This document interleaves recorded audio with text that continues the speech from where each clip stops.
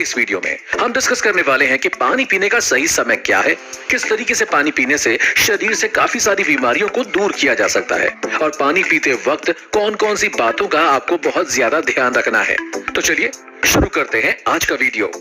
Number 1, ये चीज आपने खुद भी एक्सपीरियंस की होगी कि कहीं से सुना कि पानी बॉडी के लिए जरूरी है और फिर पानी पे ऐसे टूट पड़े जैसे जन्म जन्म के प्यासे हो।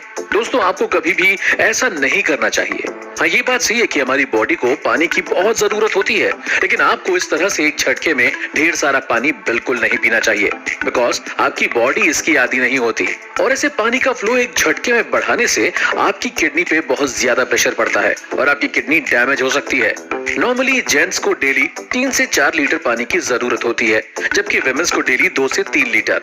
अगर आप एक मॉडरेटली एक्टिव पर्सन हैं, तो आपको वीकली आधा लीटर पानी ज्यादा पीना चाहिए, लेकिन आप एक लिमिट से ज्यादा पानी पी सकते हैं ओनली इफ आपके डॉक्टर ने कहा हो।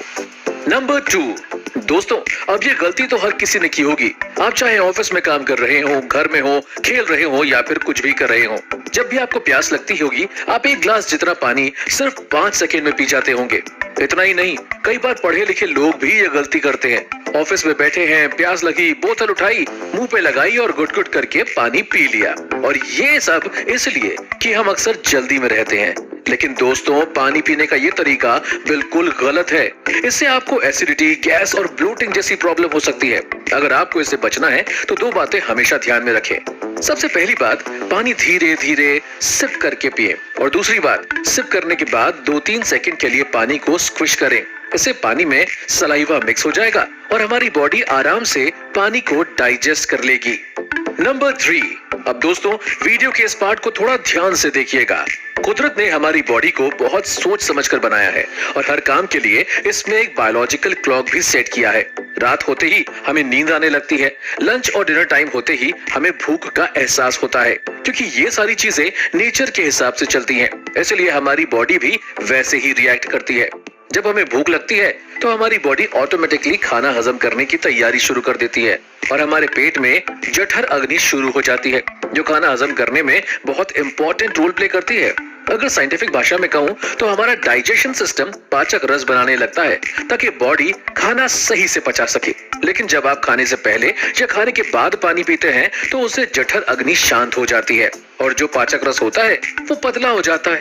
ऐसे में हमारा शरीर खाना हजम नहीं कर पाता और खाना हमारे पेट में पड़ा पड़ा सड़ने लगता है, जिससे अल्टीमेटली गैस, इंडाइजेशन और ब्लोटिंग जैसी प्रॉब्लम्स होती है। अब हमारे कई सारे व्यूअर्स के दिमाग में ये सवाल आ रहा होगा कि क्या तो फिर खाने के बाद हमें बिल्कुल पानी नहीं पीना चाहिए? वेल, ऐसा नहीं है। इसके बदले आप कुल्ला कर सकते हैं और अगर पानी पीना पड़े तो 1 घंटा खाने से पहले और खाने के बाद 1 घंटे का गैप जरूर रखें।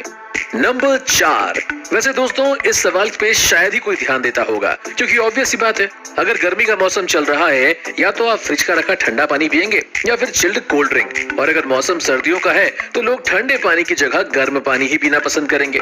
बट दोस्तों, क्या आपको पता है ज्यादा ठंडा या फिर ज्यादा गर्म दोनों ही पानी आपकी सेहत के लिए हार्मफुल है। जी हाँ, ज्यादा ठंडा या फिर ज्यादा गर्म पानी दोनों ही हमारी बॉडी के लिए मिनी शॉक्स की तरह होते हैं। जब आप ज्यादा गर्म या ठंडा पानी पीते हैं तो सबसे पहले बॉडी उसका टेम्परेचर नॉर्मल करती है, जिसके लिए बॉडी को ज्यादा मेहनत लगानी पड़ती है।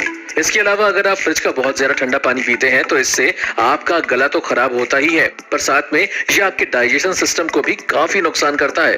और एक कॉमन प्रॉब्लम है जो बहुत ज्यादा ठंडा पानी पीने से हो सकती है, वो है जॉइंट पेन। अब आप लोग सोच रहे होंगे कि अगर गर्मी ज्यादा है और ठंडा पानी पीने का मन करे तो क्या कर सकते हैं?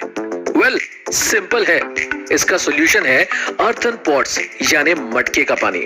सदियों पहले जब फ्रिज नहीं हुआ करते थे तब हमारे पूर्वज गर्मियों के मौसम में ऐसे ही मटके का पानी पिया करते थे।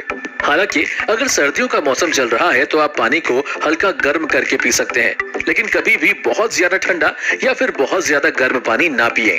नंबर 5, अब ज्यादातर लोग अक्सर खड़े खड़े पानी पीते हैं, इसलिए शायद आपको लग रहा होगा कि भाई खड़े होके पानी पीने में क्या प्रॉब्लम है, हर कोई पीता है और इसका कोई लॉजिक भी नहीं दिखता कि खड़े खड़े पानी पीने से कोई बीमार हो जाएगा।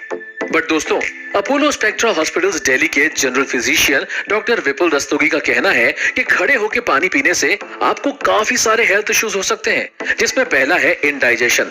जब आप खड़े होकर पानी पीते हैं तब पानी बहुत तेज रफ्तार से जाते हुए हमारे फूड कैनाल से सीधे लोअर स्टमक में पहुंच जाता है और डॉक्टर रस्तोगी का कहना है कि जब हम जल्दी जल्दी पानी पीते हैं तो हमारा नर्व सिस्टम टेंस्ड हो जाता है, जिससे बॉडी का फ्लूइड बैलेंस बिगड़ जाता है and ultimately toxins and indigestion की प्रॉब्लम होती है।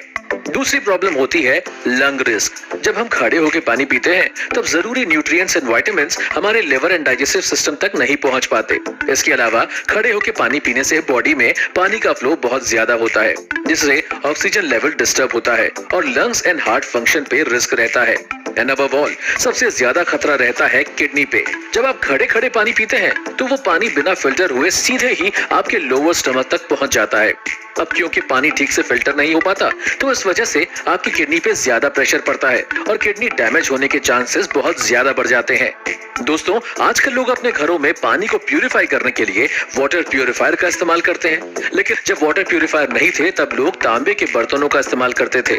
आयुर्वेद के हिसाब से और कुछ साइंटिफिक रिसर्च में ये पाया गया है कि अगर पानी को तांबे के बर्तन में रखा जाए तो इससे सभी प्रकार के बैक्टीरिया खत्म हो जाते हैं, जो कि काफी सारी बीमारियों से छुटकारा दिलाता है। अगर आपके पास तांबे का कोई बर्तन नहीं है तो आप तांबे की इन बॉटल्स का इस्तेमाल कर सकते हैं।